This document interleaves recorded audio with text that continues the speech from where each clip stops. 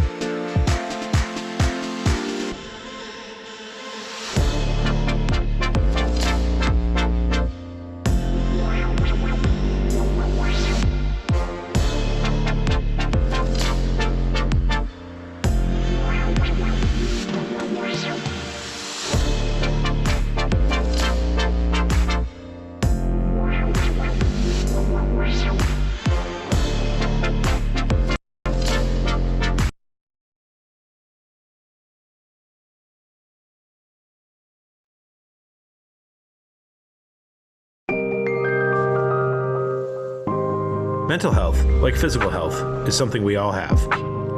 When we talk about mental health, it's usually about depression, anxiety, and thoughts of suicide. But what's not said is that it affects us all. Think of our mind like a bottle of soda.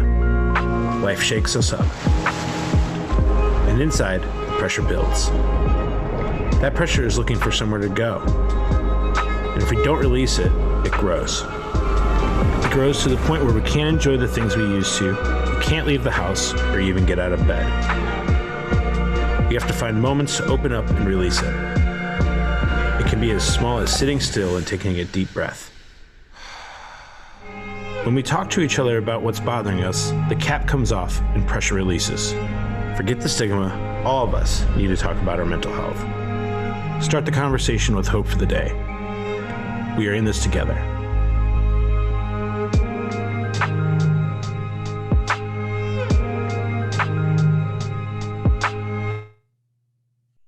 Good evening, everyone. My name is Carl Evans, and welcome to another live recording of Conversations Cafe. As your host, we'll be introducing you to an excellent conversation heavy night. Tonight, we're going to be showcasing 86 The Silence. So Conversations Cafe, Hope for the Day's flagship podcast and now live stream, is dedicated to taking on small bites of the mental health conversation. And tonight, we're showcasing a project that Hope for the Day has been working on for quite some time. And if you joined us last week, we were very excited and had the pleasure to introduce a targeted programming module called Project Red Team, which was dedicated to bringing our proactive prevention education into communities who service the safety and health of our communities through military, first responders, EMS, fire, law enforcement, and things like that. Tonight, we're introducing another targeted education program that we call 86 The Silence, which is where we come up with tonight's episode title from. And 86 to Silence is dedicated to targeting education around the industries of service and hospitality and entertainment. And this includes everything from restaurants to bars and community spaces that certainly get a lot of attention in terms of current realities around the pandemic and things like that. But for the longest time, Hope of the Day has been dedicated to talking about these industries and the high pressure and high nature, the high intensity work environments. And these are communities that are also very closely knitted together. They also include the brewing communities as well. If we think of culinary and brewing and hospitality, and it's a multi-intersectional network.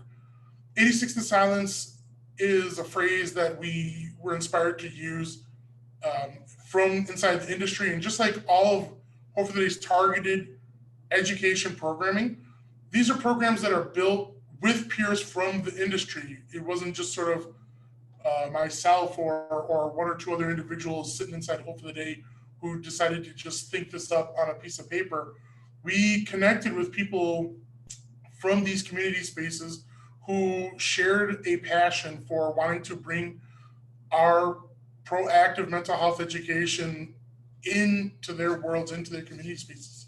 And it took quite a while to sort of figure out how to responsibly appreciate it and connect with the nuances that these types of industries have. And for any one of our targeted education experiences that you will learn about from Hope of the Day, that's really the name of the game for us, is that they're peer led, and we want to meet people where they are, not where we expect them to be. And so there's no one size fits all that's produced by just one person here at the organization. We work in harmony, building a collaboration or a coalition of individuals who come from different sorts of facets of these really important and complex intersections. So 86 to Silence is something that we've been very proud to roll out. And this week, if you look at our social media, we've been talking about it and have it up on our Instagram and Facebook and Twitter and et cetera. And tonight, what we're going to have is a panel of guests who have been core founding members of shaping what 86 to Silence is. These individuals are people who, and they're going to tell you the levels that they wanted to get involved. These are people who have gone out and want to be voices and agents of impact on this topic, on proactive mental health in their community. They want to take 86 to Silence, and for some of them, they want to facilitate it through providing direct education, becoming sort of surrogate voices. For others, they want to be people who help facilitate this conversation into the spaces and bring people to the work. So we're so excited to have that very diverse group of people together who have their own different sorts of takes and how they've come here, and you're going to learn more about it tonight. So without further ado, the first person I'm going to bring on to get this party started is Mike Van Opel, who is Hope for the Day's education lead, and he's also co-produces Conversations Cafe with myself and our team. And we're going to be co-hosting together. So I just want to make sure we can hear Mike and see Mike. Hello, Mike. Here I come. I'm here. Hi, Mike. Thanks for joining us. And what I'm going to do first is introduce all of the panel guests tonight, and then you're going to learn a little bit more about them as once we're all on together. So we've got Alexa. I want to make sure we can see and hear Alexa. We might trigger some people's Alexas if we keep saying it. Hi, everyone. Hi, Alexa. We've got Danielle. Let's see if we can hear and see Danielle. Danielle should pop up imminently. Hi. Hey, Danielle. We've got Mr. David. David, we're going to make sure we can see and hear. There you are. Hey, everyone. We've got Jeannine. We're going to be able to see and hear Jeannine. Hi, everyone. Good evening. And we have got Trevor. and baby.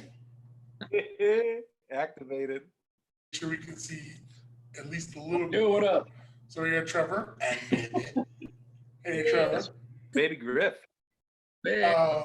And then we've got to make sure we also have the good lad Joel on as well.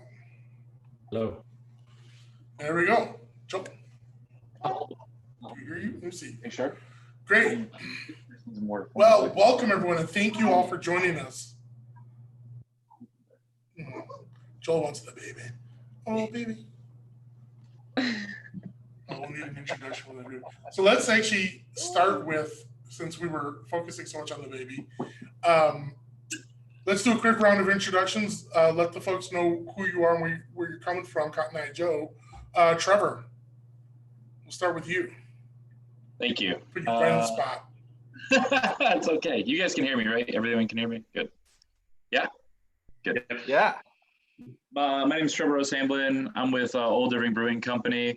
I've been in the restaurant industry pretty much since I was 14 years old. Started out busting suds. That means washing dishes. Kind of worked my way up, found my way out and back into the restaurant industry multiple times.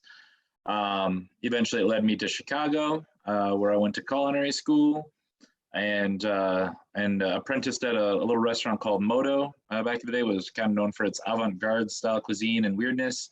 I've never felt more in place with those psychopaths than ever in my whole life, because we were just a bunch of crazy guys in a basement listening to fun music, working more than we probably should, and then eventually moving on from there into business ownership as a brewery owner.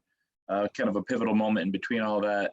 My boss at Moto and my very good friend Hamaro Cantu completed a suicide in the space that would eventually become my brewery.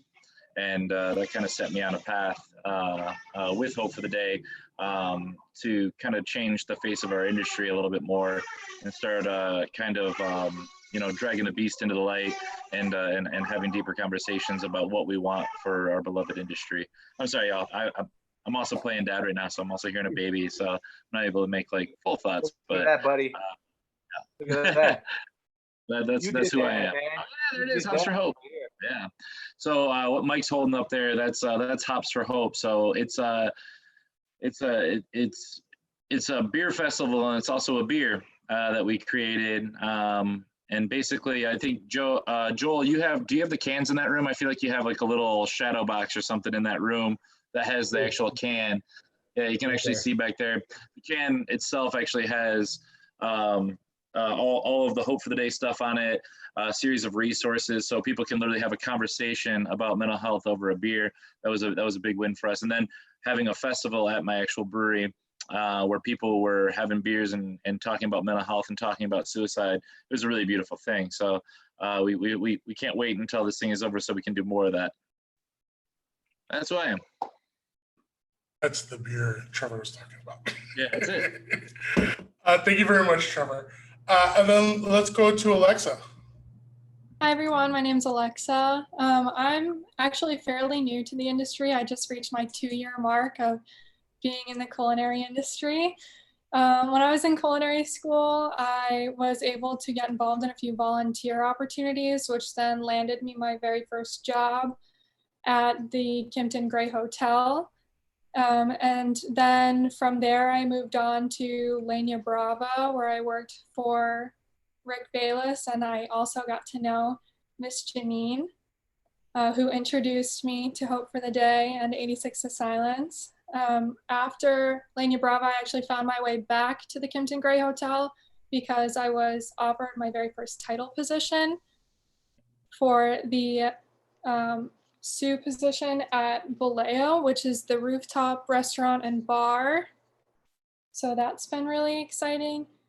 And, you know, I just thought it was really important to get involved in a conversation with mental health, because even in my short time of being in the industry so far, I've seen a lot of people struggling in different ways. And I think it's important that we talk about it and make sure that everyone knows that it's okay not to be okay, and we can work through it together.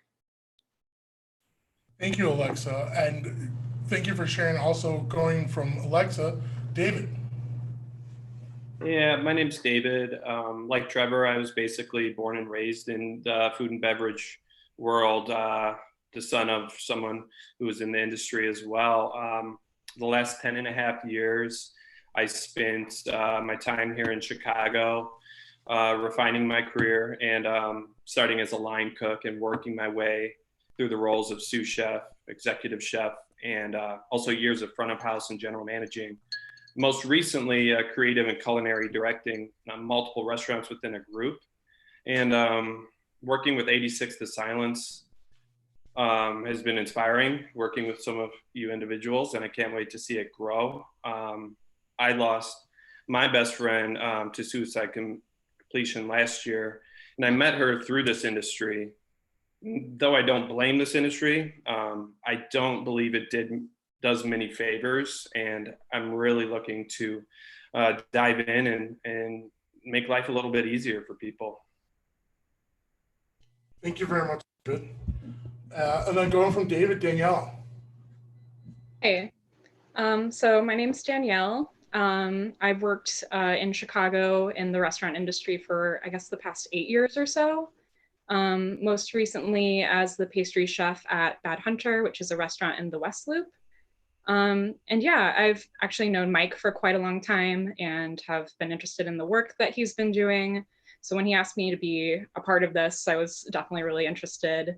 And I think there is, I do believe that we're making progress, but I think there still is a real lack in the restaurant industry or hospitality industry at large of, you know, being able to speak about feelings, just kind of a lack of transparency and a lack of also, you know, management training for how to kind of handle issues that come up in the workplace. So I'm excited to get to talk about it with y'all. Thank you so much, Danielle. And then from Danielle, going over to Joel. Mr. Joel. Hello, my name is Joel. I got my start in the food and beverage industry at about 16 and 17. I started working for a diner, and I went pretty quickly from just kind of picking up shifts to helping and assist in training. And then when I went back to college, I actually ended up working for the Darden Group, Olive Garden specifically out in Chicago suburbs. And after that, I got the hell out as fast as I could, avoiding corporate management training, and ended up back in my family business of, we run a compounding pharmacy in Aurora. But since then, I've been involved. I had a couple potential startup breweries. I currently work for a beverage distributor called Heartland Beverage out of Plainfield, Illinois, and we are a fiercely independent beverage distributor. And I also help run a website called Hopsmash, where we talk trash about beers, but in a fun way. So I guess you could say that I've been in. I helped start some things, and then I got the hell out, and then I jumped right the hell back in. And now I'm kind of teetering, but don't actually have to, you know, pick up shifts anymore. You helped with that. You helped with that, my friend. Yes, I like beverages as well. Beautiful. Thank you, Joel. And Jeannine. Hi, everyone.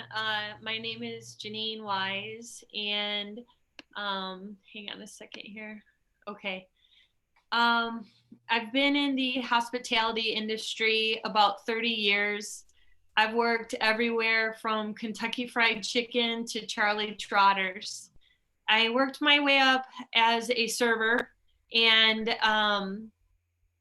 I went through front of the house. I did like 6 years with Let Us Entertain You, and they got me into management training, and I ran Mona Migaby for them in Oak Brook for a couple years. And then I made my way up to general manager with a different restaurant, but I was very attracted to back of the house. I was kind of burned out on facing the guest and that whole world of front of the house. So I decided to go to culinary school to Kendall College, where Trevor went, but we didn't meet each other there.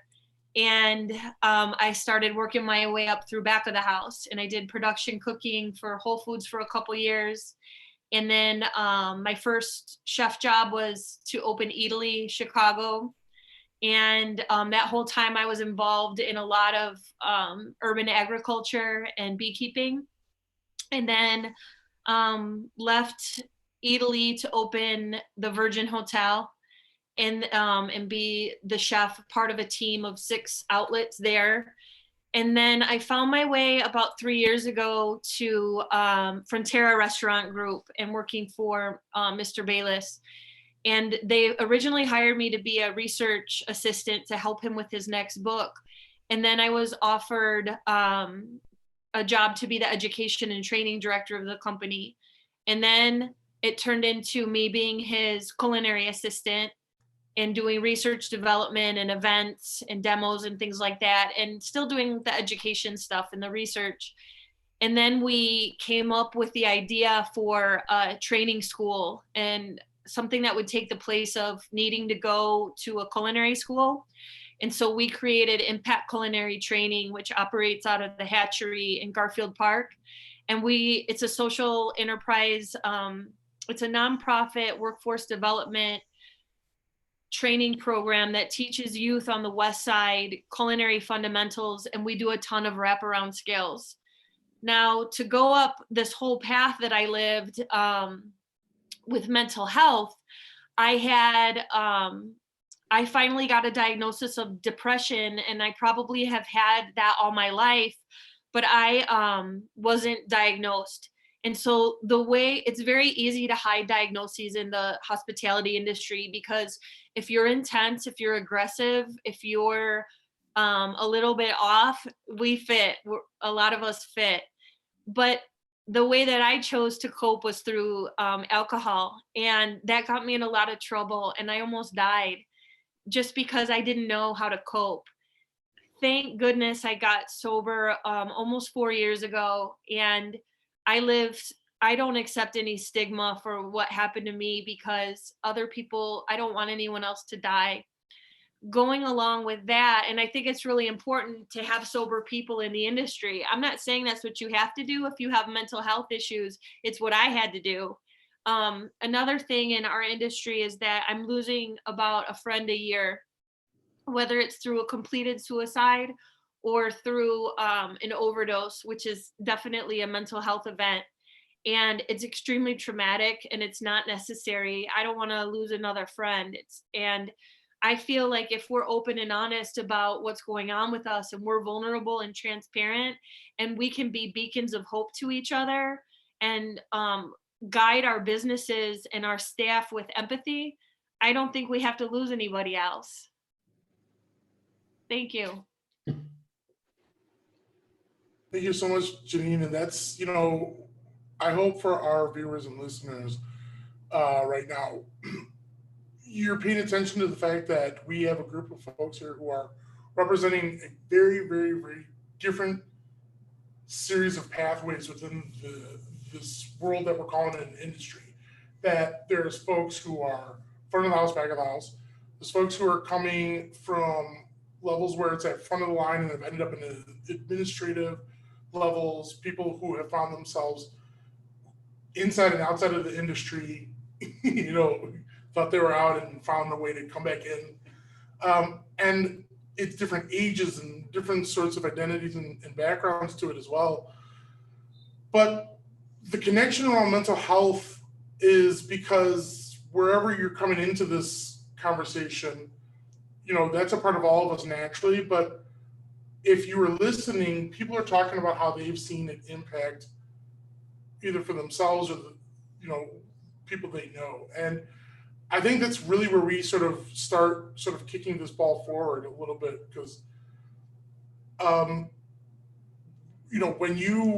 Dave said, the industry doesn't do anyone any favors when it comes to mental health, and Danielle, you also intimated on maybe there's some positive things happening, but we still need to do more.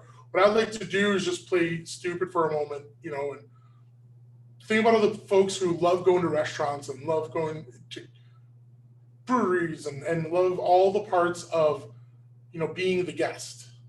All right. Is mental health a problem? Is it just because I'm yelling at the waitress and the server and the manager because and that's what's giving you the problem? When we talk about mental health and its impacts within the industry, how do you all see it manifest? That's, I think, the first question. Help people understand who maybe don't see that part of the world. Who would want to jump in there? Start if you'd like. Sure. Yeah, So- one of the things that I've kind of learned as I've moved out of actually, pulling shifts and trying to see new restaurants open, is that what a lot of people see on the outside is kind of held together by duct tape, but you don't see the duct tape.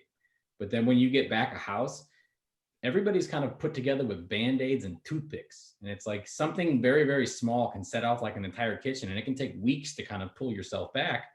And I think whenever you're like onboarded or you're trained or however you like enter into the restaurant, whether it's a server or a dishwasher or a busser or however it is, like whatever your role is going to be in the kitchen back a house, there is almost an immediate description of you in a situation where there's no help for you. Like you're beyond help.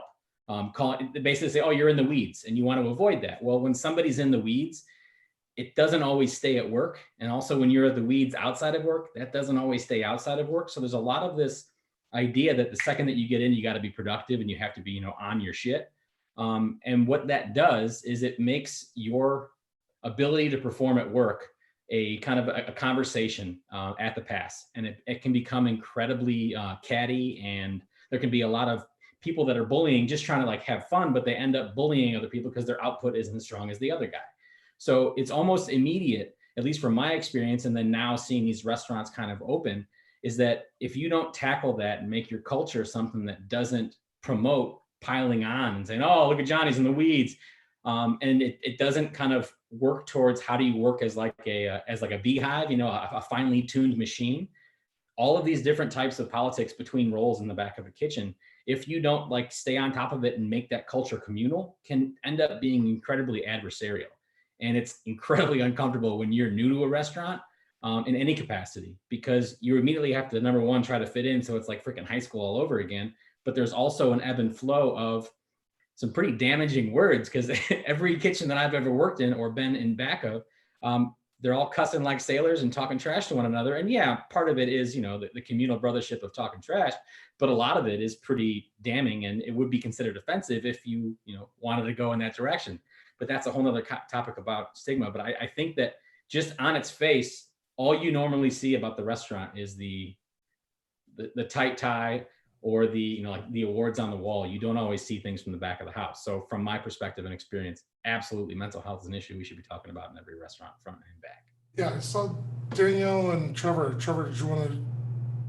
Yeah, I wanted to chime in a little bit because obviously when we speak about mental health, it starts at the very top of the chain of a restaurant, right? Because I've worked from like busting suds just to like maybe eventually one day become a line cook, up to GM, and then now I'm an owner. And I'm realizing, and through the years, like I've kind of like taken notes all the way up of like things I would never do in my own place. That have happened to me, right? I've been cussed at in every language. I've been degraded. I've been called names on the line. There's been so many different things, but I think if we can really, obviously we want to have a conversation all the way down the ladder to every single employee, but it really comes from the very tippity top. And if we can talk about mental health with the owners and help them understand why it's important and what it does to actual productivity for their restaurants. Because the one thing I've learned a long time ago is that you have to make things easy. And I know that's crazy to say, but you have to make it approachable and easy, and you almost have to make it sound like it's gonna make money at the end of the day. And when we talk about owners, they have to understand that, to Joe's point, the minute that things are not well, that your restaurant is not well, that your restaurant is sick, you're going to watch productivity dip. You're going to watch people not be as productive throughout the day. I have a huge heart, and I check in with all my employees and I make sure they're doing well. But when I see someone going down and they're in the weeds, I feel like I failed as an owner because I'm not giving them what they need to make sure that things are efficient and smooth. Work shouldn't be like that. Work shouldn't be inefficient, and there should never be that person that is absolutely weeded. There should be an out. There should be some cross-training measures. There should be things like that. And if we can talk about mental health on the tippity top of the spectrum and make sure that the ownership knows down to managers and so on and so forth, that it'll make its way all the way down. So that's where I'm at with it. Thank you. Danielle. Yeah, I wanted to touch on that a little bit too. So I was actually, before this whole conversation, talking to my partner just about the topic at hand, and he works as a bartender, so he has a lot of experience in the industry as well. And I was just sort of like, what's your take? You know, what would you talk about? And he said that recently he made a post on the Chicago service industry page, which is a big Facebook group that a lot of people in the industry are in. Can kind of sometimes be problematic. It's not my favorite place in the world, but it exists. But he said he kind of posed a question to the group at large that was sort of, what would be if there was going to be one change that would occur upon us all going back to work, just because there are going to be changes happening, like significant changes. And he said that the most popular response he got was this sort of notion of abolishing the customer is always right. I think that's like a really, really toxic mentality. I can't speak to it as much just because I work mostly back of house. I've had a little bit of experience as a barista, but not as much front of house. So maybe some of you other folks can talk to that. But yeah, just this kind of notion of sort of like, you know, a lack of agency in your job and sort of just having to like take, whether it's like verbal abuse or just, you know, it doesn't feel good to feel like the customer is always right all day. And that's the sort of thing that, you know, management either needs to be able to sort of like back you up on or have like strategies to deal with or just reframe the conversation entirely. But, you know, when you see like people going to the bar after work and, you know, drinking a lot and kind of like having a really hard time after their shift, it's usually because they had kind of like an upsetting day and they're trying to just, you know, forget about it. Thank you, Danielle. And I saw strong head nods over there, Alexa. Did you want to piggyback over there? Yeah, so I think another thing that definitely needs to be touched on with the notion that the customer is always right is, I think a lot of times there's almost a war between front of the house and back of the house as to whose fault it actually is if something goes wrong. So instead of like, oh, you know, that the server, like they did a horrible job, like it's all their fault, and then like the servers even sometimes even telling the customers that the kitchen is not doing very well today, like instead of the entire system coming together as a team and trying to figure out the real reason why something went wrong. I think that causes a lot of toxicity in a lot of places and gets people really mad at each other and can really slow down a service. And it's interesting. David, I thought I saw your hand go up there for a second. I just want to touch on all the damaging issues that everyone mentioned. That doesn't go away at the end of the shift. And having your guard up so tough and wearing a mask to cover up how you're really feeling inside. Not a pandemic mask. Those are good masks. But like the negative mask of being somebody else to appease your customer, to appease your management, because you can't show weakness because you might lose a shift or repercussions of how you're perceived by your coworkers, etc. Like it doesn't go away overnight. And this, are we allowed to cuss on this? Did you say, Carl? And this shit doesn't go away overnight. It sticks with you. So I just want to add that for the customer's perception, they're not just having a bad day. They're going to take that on to their next shift, at least. Thank you there, David. Trevor. Sorry, just real quick. I've been thinking a lot about empathy lately. And I think about like the relationship between front of house, back of house, and the guest, right? Because we're all working to make sure that the guest experience is the best. That's what we're there to do. And obviously, like there's really unhealthy ways of talking about servicing those guests. And I don't, I think there's a good way. And I think through 86 The Silence, I think we can develop some programming about how to serve a guest in a responsible manner, but also advocate for yourself at the same time. And that's not just, in that moment, but with your managers to make sure that you get what you need. and make sure that they have the education they need, which is kind of what we're doing here. But I think about empathy a lot, and something I used to say to like my servers and my hosts and things like that is like, we can't always control the way that people come into our world. Like a lot of these people that come in and are abusive towards us, it fucking sucks. And we need to acknowledge that, and we need to talk about it. And we certainly need to make sure we have a vent for that kind of frustration. But I say, like, to a lot of these people, like, you have this person that comes in and they just seem terrible. They're mean to you the minute they walk in. You have no idea what happened to them right before they walked in. You don't know the call that they got. Maybe their kid's sick. Maybe they have a dying person in their family. We don't know the way that it happens. And we are in an industry of service that becomes so selfless that I feel like we have to work extra hard to make sure that we take care of ourselves to take care of people, right? So there's almost like this extra hoop we have to jump through to make sure that we do provide that great service. It sucks. The customer is not always right. We know that. They're a lot of times very wrong.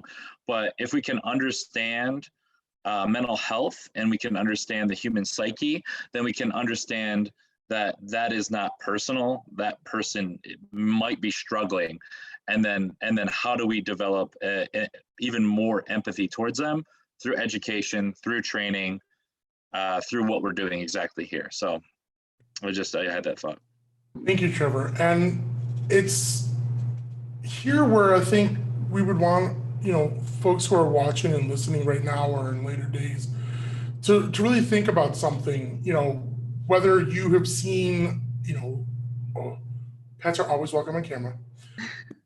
Whether you've seen something on TV or what have you, or especially for someone who has been an advocate for showing and trying to generate a greater appreciation for the people who make service of food and beer and the things that we consume, be able to appreciate the craft behind it. If anyone looks in Jeannine's screen, our dear and bereaved Anthony Bourdain is someone who tried to communicate that universal experience. But where I'm going with this is that if you're listening or watching right now, I want you to pay attention to this idea that if you can appreciate, okay, on the front of the side, there's the servers and all the people who are trying to give you that experience. And then the entire world that was very much invisible for a very long time, the back of the house and the cultures that go around with it. High pressure and high intensity, and the work environments aren't always, they're not Care Bear, and it's not for the faint of heart. But if you remember the start of our episode where we showed the soda bottle video, I hope our people who are watching right now or listening days beyond can appreciate the idea of, you see where the pressure can build up on any given shift. And the service and hospitality world is in itself a natural bottle shaking experience by design. And one of the things that we want to talk about here when we talk about mental health is that anyone who takes on a job here is going to find their mental health organically tested, regardless of their mental health status before they walked into the business space, whatever that's going to look like. The minute they put on that, the apron or put on a name tag or what have you, they're going to have their mental health stress tested for that shift. And why I want people to think about that right now is that the biggest obstacle to effective mental health care is a silence of stigmas. And then when we talk about stigmas, it's simply put, the things we don't say. And here's how I want people to understand mental health and stigma connection is that, for the longest time, and if you've been a constant listener, you've heard me say this multiple times, because this is how we present mental health and over the day, is that the best way to understand where stigma and shame and all of the silence on mental health comes from is that for the longest time, people falsely believe that your thoughts, feelings, and emotions were things that you 110% controlled. Long story short, right, cutting down to the middle.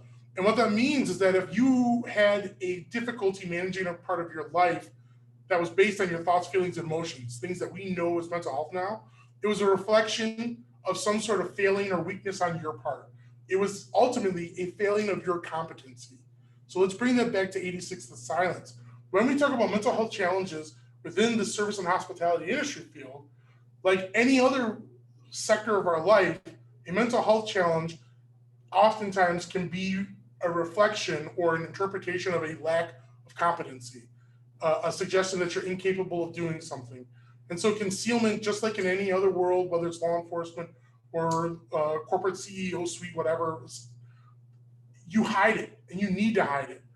What I want to talk about right now is if the conditions for creating mental health challenges is one thing, let's talk about how we believe and we observe people in our industry try to manage and navigate and deal with and cope with their mental health as it is, because we do want to have jobs here, maybe even if it's climbing ladders or just keeping an ongoing paycheck.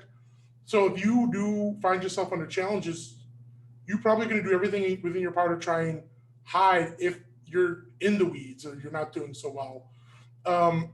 Jeannine, maybe take us off on there. Sure. Hang on. It's easier if I pin me.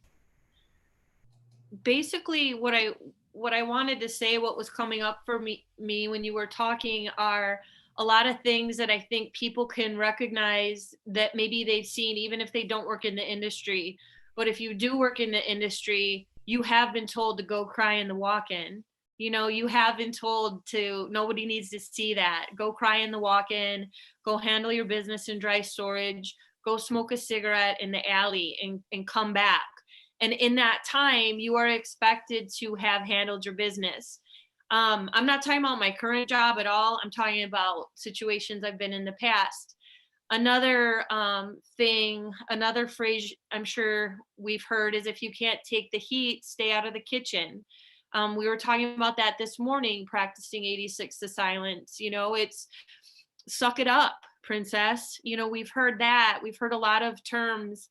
And I think that we work such long hours in this industry, and it takes such a toll on our bodies that we can look pretty beat up anyway, and then also be doing a lot of extracurricular activities to cope and really go down the tubes. Like, for example, at the height of my substance use disorder, which was mainly with alcohol, I was passing out at work, which means I would be found on the floor, fainted. But it was also during the opening of a property that we opened with about 800, 700 employees, and it was chaos. And we were working about 16 hours a day, and we weren't eating very much. A lot of time the people that feed you in restaurants don't get to eat very much, or we eat standing up, we eat out of delis. But anyway, back at this time, this was, I think, 2014, I was found on the floor several times. And I would chalk that up to overwork. And then I could also use that as a badge of honor. I was seen as a badass because I was working so much. But also what I was hiding was that a lot of that was because of alcohol. I was drinking myself to sleep every night because I didn't want any time on the pillow to reflect, because I had no other coping tools. And so I was so stressed out and working so hard. And so then I would do the shift after the shift, which, a lot of us have done. And the way that I'm genetically wired is that there's consequences for that behavior. There's other people that can partake and they won't experience those consequences. I'm one of those people, and it's through generations in my family that that stuff is not anything I should be messing around with. And it's messed up because people thought that I was very strong. They thought that I was a badass, and I used it I used it as a cycle. And then if anybody questioned me, I could say, well, look how hard I work. And so as far as coping tools that don't work, I think in our industry, there's a lot, and they're easy. And you don't always know when you start messing around with that stuff, if you're the one who hit the genetic and environmental lottery, that you should not be consuming any of that. And so it can be a rude awakening when you try to stop and you don't have any healthy coping tools, and you actually get sicker. And that's really scary. And that can keep you in a cycle of substance use disorder for years. I had to finally come to terms that I'm a person that can't partake of any of that stuff. And I had to rebuild my life and my coping tools. I had to make my life really quiet, no drama. I had to get rid of all the drama that I was addicted to, go to therapy, try different medications. They didn't particularly work for me, but I wish they would have, and I'm open to them.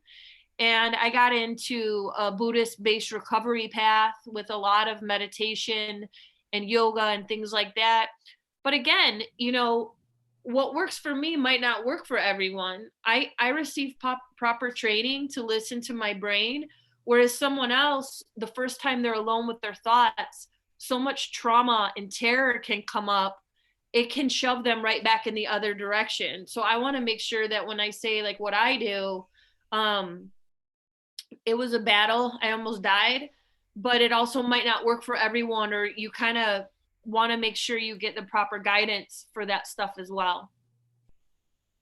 That's important for people to hear, that there's not like one magic wand with this. But when we talk about coping, you know, it looks different for a lot of people too. Some may find that alcohol consumption is relaxing and, you know, a way to valve out pressure for them, but they find that another coping mechanism may be deleterious. You know, it's maybe not be the, you know, having the beers after work isn't so much the problem. Maybe they find that there's an anger or something that's also letting off. Did anyone else want to sort of follow up on the way they've sort of seen Danielle? Well, I mean, I just, when you mentioned the word anger, I really feel that, you know, there's like an acceptable range of emotions to show in a kitchen, and anger is one of the most accepted emotions to show in a kitchen. There's not really much of a spectrum allowed for, like Trevor was saying, like empathy or, you know, compassion, or even, yeah, just like sadness. There's really no room for any of that. And a lot of toxic feelings are able to come out through anger. And kind of like how I mentioned in my little bio introduction, I think it would be really beneficial and important for just more managers to kind of receive training on how to express their emotions, how to, you know, identify if one of their cooks or employees is struggling, and just kind of pivoting away from, I guess what I'm trying to say is, when I have seen other managers or even myself make mistakes, it's usually because we're so overworked as well and not taking care of our mental health. So I think it really is kind of like a trickle down effect of the example that you're able to set, and just also your own mental capacity to be able to help others and to compassionately listen to others. There's not a whole lot of room in that, in the like breakneck speed of the service industry. I think a lot of times it just gets kind of brushed under the rug. And I mean, I think something helpful that a lot of places do is this idea of like a pre-shift and a post-shift. At least at Bad Hunter, I think they do a really good job of just sort of being like, how are we feeling today? Like what's our general mood in the room? And kind of like leaving a little bit of room to talk about just how people are feeling, because it's important. So yeah, I'm not really sure what kind of different forms that could take. I do know that I came into a management position without any sort of formal training, which, you know, seems like kind of a missed opportunity. Okay, that's good. David. I know, to riff off what you said, Danielle, with management owners even not having training or even a system in place for these issues. When my friend passed away last year, with all the layers and layers of pressure I had on me, I didn't know how to ask for time off, and I was scared to. But at that moment, I feel like maybe someone else should step in, take some time off. And I think once we can develop that kind of training and just make it a standard, that would be amazing for owners down to embrace. I think we'd be better off as a whole. That's why I love 86 The Silence and really the impact it can make. Stoked. Joel. Yeah, I mean, I think just to kind of, bounce off of what David was saying, it's not that you have to have trained counselors or licensed social workers as GMs. It's with recurring conversation about how to pay attention to the people around you, with constant reminders of what you can do to take care of yourself that doesn't involve a bottle or something that you smoke or inhale. If you can have those two separate conversations, one about yourself and then one about just looking outside of yourself, and simply not being a dick, which I think sometimes we try to make things too specific. Oh, you can't act with this emotion. No, just think about everything and try not to add something to what they're carrying, right? So don't pile on. But that's something that you have to kind of force people to take care of for themselves as well. Because I mean, I'm 40, and when I worked in restaurants, I didn't crash. I always burned. Like the idea is that, oh, I was so tired. Nah, I usually found my way to have 4 or 5 shifties and make sure that, like she said, you don't have any time alone with your thoughts. You just on or off. And it's something that has to be consistent. And that's part of management in my experience has always been, how does the people above me advocate for the people below me? And it's something that I've seen in really, really well run restaurants. Like out here in the suburbs, there's a group that I'm over the moon, like impressed with how they just communicate with their employees, from the dishwasher on up to their managers. When there's a mutual respect there, it goes beyond just making sure that they have enough staff. It's actually, these are the services that your insurance pays for. And then, hey, how is it going? How's everything going in your life? And it's a genuine interest, because they realize that when you know what's going on, whether it's knowing that someone's kid's having a tooth pulled at 2 o'clock and they need to be available, or covering someone's shift entirely, or why they've been gone for an extended period of time, those are good things to know, because it allows you to be more efficient. So sometimes when you talk about just not being a jerk or a dick, but in the back of the house, it's not that you're trying to make everything PC. It's not being a jerk can actually save your restaurant money. So why wouldn't you invest in a proactive reminder of not being a jerk to someone, including the people that work for you? If they're going to be treated like that, they might actually think that's okay to treat their freaking customers like that. Or at the very, at the worst, they'll become a doormat and never advocate for themselves properly. So it's like, it's a two-way street, but they both end up making restaurants more and more money, because less miserable people, more happy people, you end up winning. Everybody wins, right? I just want to say, I think recognizing issues before they hit the crisis stage is key in this. And I just don't think that mentality is as strong as it should be in the hospitality industry right now. I can say something to that, David. You're absolutely right.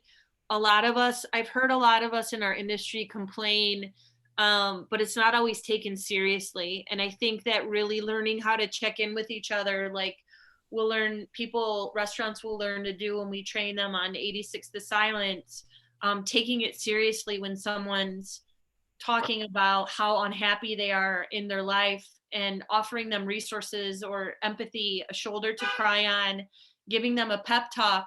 But even when it gets to the point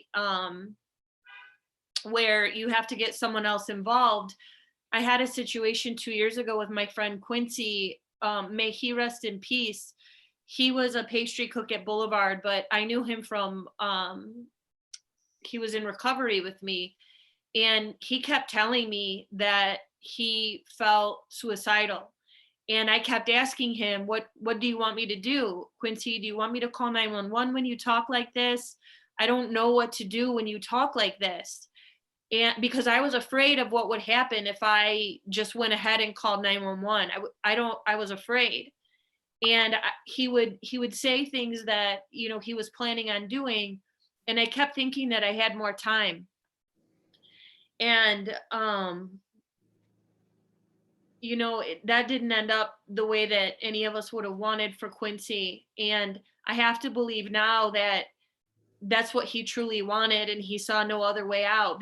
There isn't any other way that I can find peace with Quincy's story. But I have to live with knowing that he had those thoughts. And I just kept thinking, that I just kept thinking that I had more time. And now that, and that's how I ended up with Hope for the Day, because I can't lose another friend or not. It wasn't that I wasn't taking him seriously. I just thought that he was gonna, that the way he was talking about it, he would say, no, it'll be all right, Jay, it'll be all right. And then he ended up completing a suicide. And, you know, in our industry, it's common for people just to bitch about their lives. And it's like, yeah. And then you keep working. And you don't really know how far along someone is. And so that's why I like 86 the Silence so much, is we're going to normalize talking about mental health, and we're going to remove the stigma and do some proactive prevention so that, you know, none of us, that I can remember Quincy and know that other people's lives were saved. Thank you so much for sharing that, Jean. The fact is, you know, you put it, I couldn't have said it any better myself, but when we talk about targeted programming, the reason that we aim to do this is because from the outside, when somebody thinks of the hospitality industry or this or the other, they think, well, what does this mean if you're bringing mental health education and you're just it's gonna tell customers they suddenly gotta like put on a happy face and you're gonna put posters up and say, well, you're not always right, and that's what changes it. But the fact is certain things aren't ever gonna change about the hospitality industry as a structure. That a dinner rush is gonna be a dinner rush, and that you know, there's going to be a time and a place where things are very busy. If you're a bartender, you know, on a busy weekend night, there's you know, there's you can work. Like there's gonna be a pressure to that. But the goal is, and why we wanted to bring people together who actually know what the fuck is going on all the facets, like actually have had their hands into it, is because what we can change isn't necessarily certain realities without necessarily changing social or institutional policies from inside. And what we can change is how we respond to things. And if there's bigger structural stuff that might need to be changed or shifted around, that's only going to come from understanding first and from education. And the first thing that's got to be done is right now, and you've heard each and every single person who's an expert, you're all experts in this field. Okay, doesn't matter whether you had 2 years in here or you've been singing and being it for a decade plus. What you've all heard from the experts in these fields is that people are dying and people are hurt because there isn't a conversation happening. And what we've learned is that there's two problems. Some folks don't know how to have the conversation. And part two, other mother truckers don't know when to start a conversation, even if they wanted to have one. Because you didn't need Hope for the Day or 86 the Silence to know something's wrong or not right with you.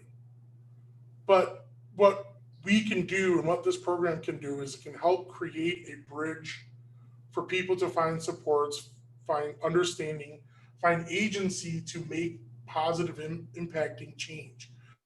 And that's what each person that you see on the screen tonight, that's who they are. They are all standing up to be agents of impact. And if you're watching this or listening at home right now tonight or in the days and months beyond, you have the same opportunity to join this conversation or start this conversation for yourself, even if you never even realize that, you know what, shit, maybe I do need to talk about something because I'm finding there is something that I don't like about the way I'm managing things. What we want to do to drive this home is that this isn't just about putting a pretty logo on something and throwing off a bunch of Instagram posts. We provide direct action. And the first part is knowing and breaking that silence. And the next part is getting educated and finding ways for you to take action. And one of the ways that you can do that is you can join us on June 1st with members that you see on screen right now for 86 the Silence first official education opportunity, which is free to the general public. And if you're watching or listening right now and have been curious or think you need to get engaged, this is your first step. If you think you know people who might be interested, or maybe they need to hear it, if you know management that you think should be made aware of, you need to put this link in their lap and put it in front of their face. You need to share these assets, because that's a form of activism too, just raising the visibility of things that are out there. Everyone you see on screen is finding a way to be an activist on this cause. If it's building the conversation for themselves, or being an advocate within their personal workspace, or broader sense of their community industry lines, the scope and scale of how we get involved does not negate the fact that every one of you is an agent of impact. And what I'd like to do as we're wrapping up here, because you've been sharing such amazing stuff, all of you, I'd like to hear from you sort of what do you know, we all have a call to action, and what would you like folks who, you know, maybe they saw you post that you're going to be on tonight, what would you like folks who know you personally, what would you like them to know about 86 to Silence? What would you like to leave them with? I'm going to sort of make a little round the loop here. Trevor, I've got you on mute because I didn't want you to have to worry about Joe Baby, but I'm taking you off mute here. That's actually why I have the headset. I can flip it up and it turns it off, and I can flip it down and turn it on. Right now he's being pretty good. What I want people to see 86 to Silence as is not, it belongs to our community. And I want them to see it as a place where they can express themselves and let us know what they need. Obviously, the landscape of what we're doing is going to constantly change. We're learning a lot at Old Irving Brewing Company about how we can be even bigger agents of impact.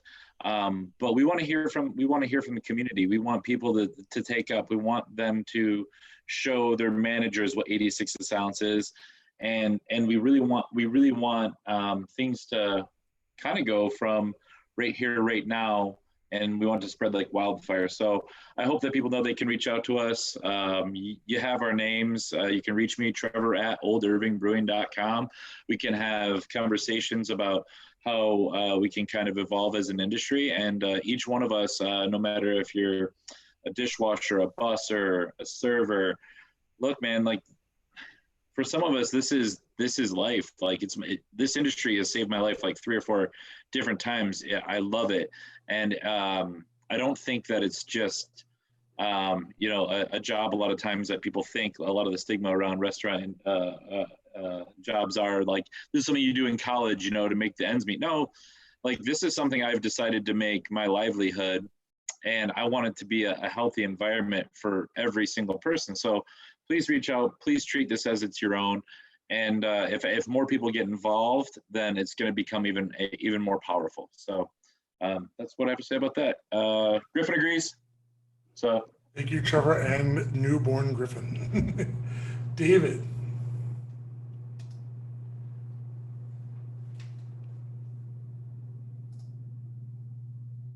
Wait, you're muted, Dave. I got you. About that. I was saying 86 to Silence has really helped me navigate some roadblocks in my mind that over the crushing pressure of time has accumulated. And I really believe it's the next crucial step in food and beverage. And the more of us who can get involved, I think the better. Again, I found comfort in this industry through 86, and I'd love for anybody listening who may be struggling to stay tuned to 86 to Silence, hopefully find comfort themselves, and like Trevor said, spread this. Real change can happen if we're all on the same page, I think. Thank you, dude. Alexa?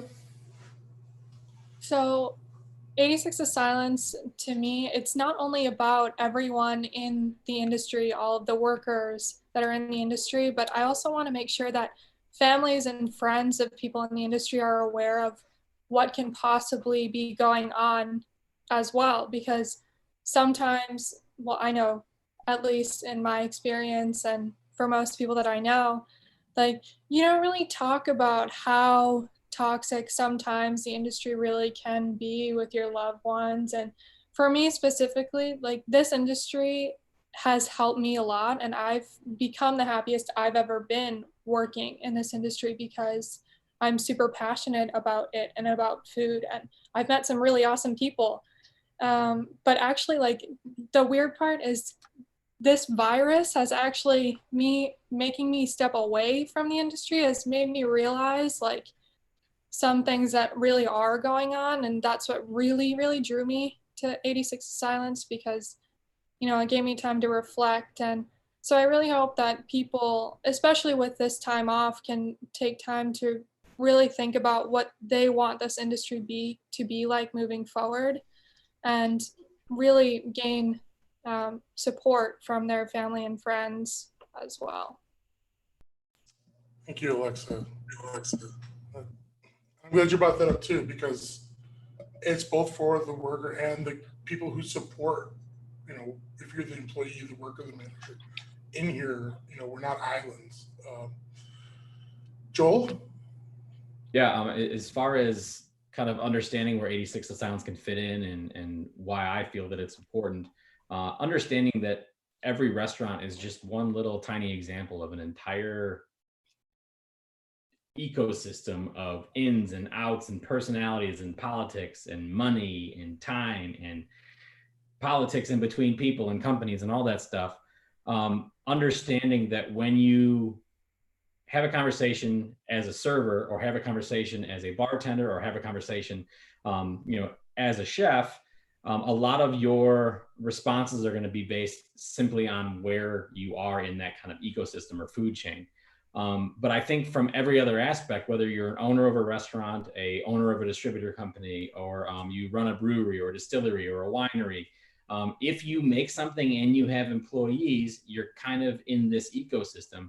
And understanding that it doesn't just trickle down, it completely spider webs out. So the loss of one person doesn't just affect the restaurant and the other restaurants in the area. Our relationships are, born and raised in individual restaurants, and those relationships are going to be impacted by, mental health crisis. And realizing that it's not just the restaurant, or not just the, the customers on the front face that would be impacted by any type of mental health crisis. It's realizing that this doesn't just stay in that one. It spreads out around the entire industry, top to bottom. So realizing the value from, all the way at the top to the manager, all the way down to the dishwasher. But then on the other side, the people that are making and preparing meats and breads and all the stuff that's being brought to the restaurant every day, and those people that are driving their trucks every day. And it's you fall into these routines with people, and you kind of go through the motions. How are you? Good, great, have a good day, see you tomorrow. It's kind of opening your eyes to the bigger picture that everybody is connected in this community, and seeing how we're responding with 86 to Silence, and being able to hit on specific points that we're all, we're aware of, but we just kind of live with, I think is what's going to be the most inspiring aspect of 86. Thank you, Joel. Jeannine? For my friends and industry family that I asked to tune in tonight, what I want them to know about 86 to Silence is that I've heard you, I've heard your pain, I've shared it a lot of times, and you're not alone, and you never have to feel like you're alone again.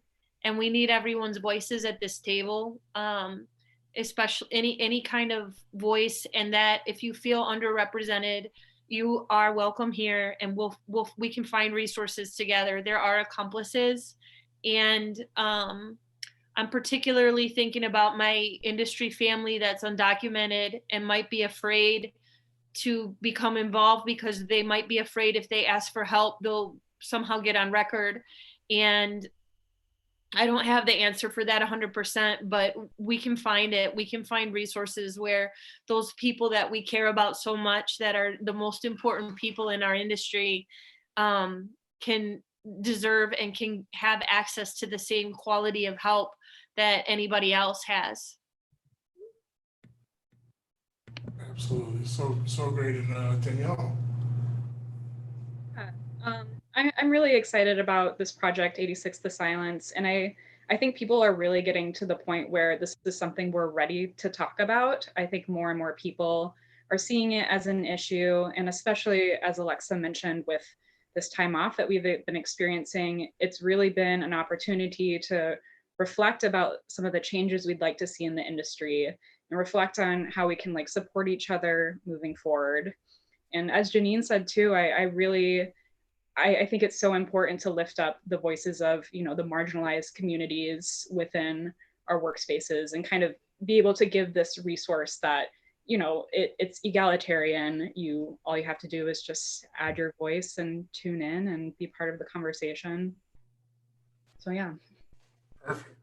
Thank you very much, Danielle. And as we're going to wind down tonight, I want to again draw everyone's attention to our first call to action for 86 to Silence, which is coming up in 2 weeks on June the 1st. Yes, June is already here or near. And who's going to be a part of that education experience? We're switching to the event graphic. So Jeannine and Joel will be co-facilitating 86 to Silence's first education experience. It's free, open to the general public. On my screen, it's looking a little potatoes, and I don't know if that's just bad resolution. I don't like that at all. Potatoes just means it's not, doesn't look good visually. It was filmed on a Nokia. Sorry, Mike. No, It's a potato. But again, we'll be promoting that through all of our social media, peervention.org.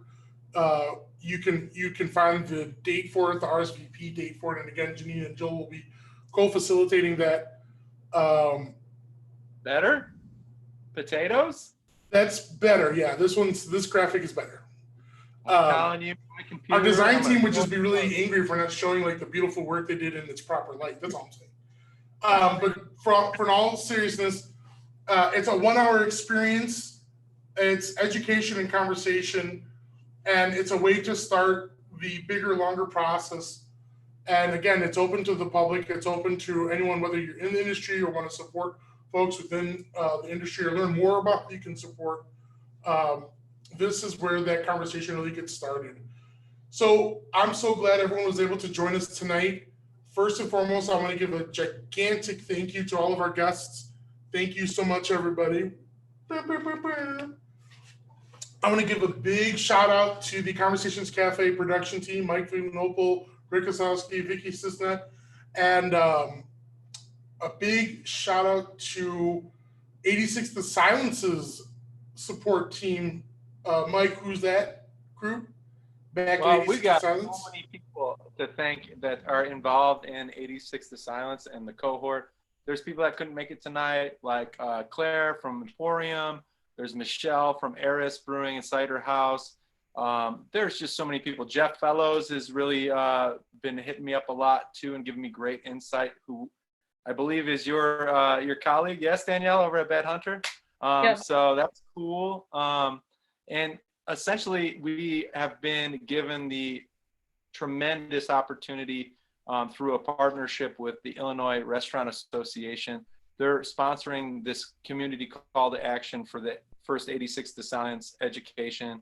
And not only that, we're getting love from people like Frontera, thanks to Jeannine and Chef Bayless. So that's incredible. Just in general, I'm definitely forgetting somebody. I know I'm going to forget somebody, but we're going to continue to raise up voices. I don't know what Trevor said. He did an action. Yeah. Who am I? Matt Green. Oh, he said Matt Green, didn't he? I bet he said Matt Green. Yes, Matt Green, bar manager at OIB. Thank you, dude. Thank you. I can read lips, I think. Or he sent me a mind message, maybe. But I'd like to thank Baby Griff also, and our First Hope baby. It's so cool to think that a year ago we got to do Hops for Hope, and now this year, instead of bringing a beer into the world with mental health resources, he brought a human into the world with his love of life. That he's just baller status, if you ask me. Okay, that's a nice transition there. Thanks, Mike. Can I shout out the other education too, just for anybody that's watching that's maybe not from this intersection. Let's go. Yeah, if you want to get involved in any education, folks, peervention.org is your destination. it will take you to our events tab for the time being while we're doing digital education. And you have 2 opportunities each week to join me, Tuesdays in the morning at 11, Saturdays in the afternoon at 2:30. Those are Central Standard Time for people not listening in this time zone. But you can join us anywhere from around the world. We've had people from France and Germany. We've had people from probably 25 states since we've been doing this for about 2 months.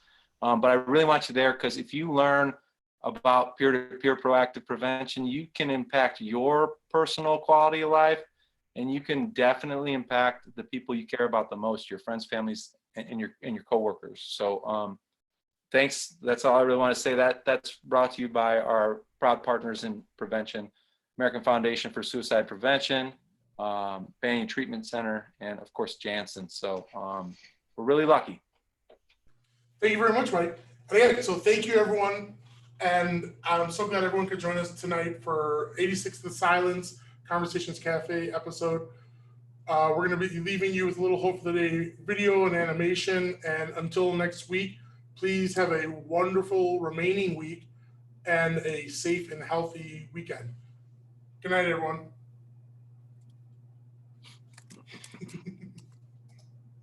I hope it's not potatoes, dude. That's going to make me so mad. Better not be potatoes, dude. Mental health is very serious, and it can get very serious, and it can be very scary, and people don't want to talk about that. For them, it's often bullshit, or it's just in my head. They were afraid of it. When people think mental health, they automatically think like straitjacket, padded room. I didn't have a proper outlet or a proper voice for a lot of things that I was feeling inside. Is it potatoes? No, just, I mean. Mental health is very serious, and it can get very serious, and it can be very scary, and people don't want to talk about that. For them, it's often bullshit, or it's just in my head. They were afraid of it. When people think mental health, they automatically think like straitjacket, padded room. I didn't have a proper outlet or a proper voice for a lot of things that I was feeling inside. I've always had trouble with anxiety, depression. In my last year of middle school was my first suicide attempt. I was at a dark point in my life as well, but I managed to overcome with the help of friends, of course, and then also talking and sharing. Asking for help is what saved my life. If you're really lost and you don't know what to do, you can build on that and you can learn. When I started talking about what I felt, it became a huge relief because they were incredibly understanding. Talk about things, just talk. You can make it acceptable to not be okay. It's okay not to be okay. It is okay, il est okay de voelen. Ce n'est pas mal de ne pas se sentir bien. It's okay not to be okay, it really is.